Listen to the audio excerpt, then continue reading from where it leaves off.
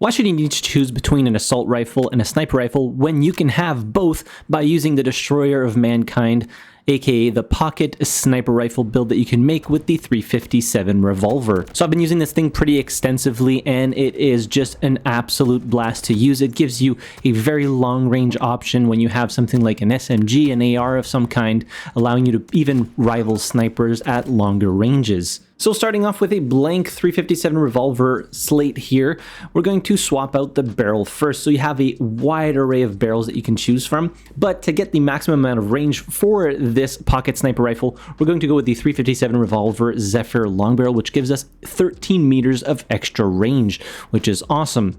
For the muzzle, giving us even more range will be the SMG Echo Suppressor, so now you're doing maximum damage up to 53 meters. And this thing does 124 damage to the head when you're doing max damage, so even if somebody's wearing armor plates, it doesn't matter, you're still going to kill them in one shot within those 53 meters. So equip that. For the foregrip, we're going to go with the Phantom Vertical Foregrip to get extra 8 handling, so the ADS speed isn't so abysmal, so go ahead and install that. For the rear grip, so you have two options here, but we're going to go with the 357 Revolver Zephyr rear grip, which gives us even more handling. And then we're also going to put the stock on here that you can equip once you equip that rear grip, the 357 Revolver Zephyr stock, which gives you plus 8 stability, so making holding your breath and less aim punch when you're getting fired at. For the optics, so I went with the 1.5 to 5x variable optic, which is right here. So the Recon 1.5 by 5 adjustable scope. This gives you plus 3 stability at a slight cost of handling, but that's not too bad. And then we're also going to put the kill flash on here to reduce the visible glint that people can see when you're aiming with this sight.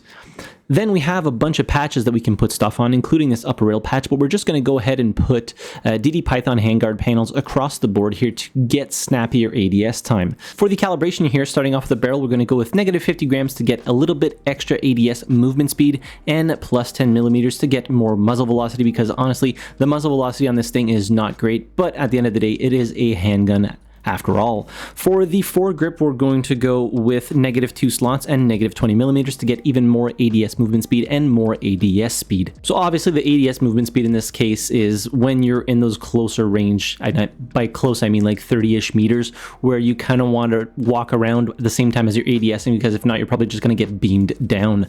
For the rear grip, we're going to go with negative 50 grams and plus 20 millimeters to get extra stability when moving and extra aiming stability while breathing for when you're taking those really long shots. For the stock, we're going to go with negative 3 slots and negative 2 slots to get plus 4.80% ADS speed and even more ADS movement speed.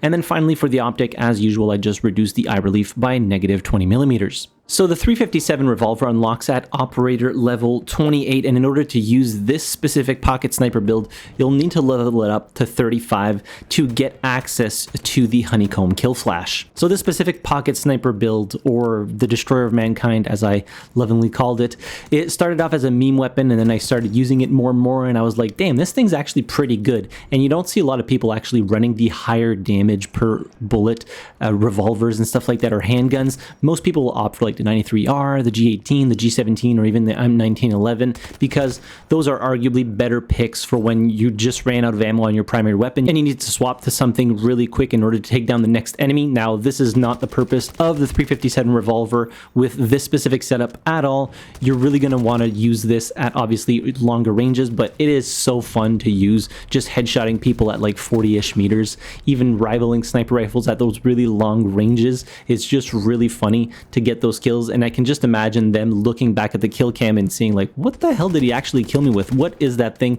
It looks absolutely ridiculous as a weapon with all of those attachments on it, and then pair it with the skin that I have makes it look extra ridiculous and absolutely gaudy. But honestly, even though it looks stupid, it functions very well as a pocket sniper rifle build, so really giving you that extended range that you might not get with, like, example, if you're using an SMG of some kind or even a shotgun and you want something to get kills at those longer ranges for when you're absolutely outgunned and there's not much you can do with your primary weapon at the longer ranges. But just pull this thing out and start firing. It does fire slightly slow, so you will really need to aim accordingly, and the muzzle velocity is really slow as well, so if you're firing at targets that are moving, you're really going to want to compensate, especially at at those longer ranges, but it is very manageable overall. And once you kind of get used to how the weapon plays and how it feels, trust me, you will also enjoy it quite a bit. So that'll pretty much do it for the 357 revolver build. Just wanted to share something, a dumb build that I came up with, but that actually performs quite well in specific situations, and that can,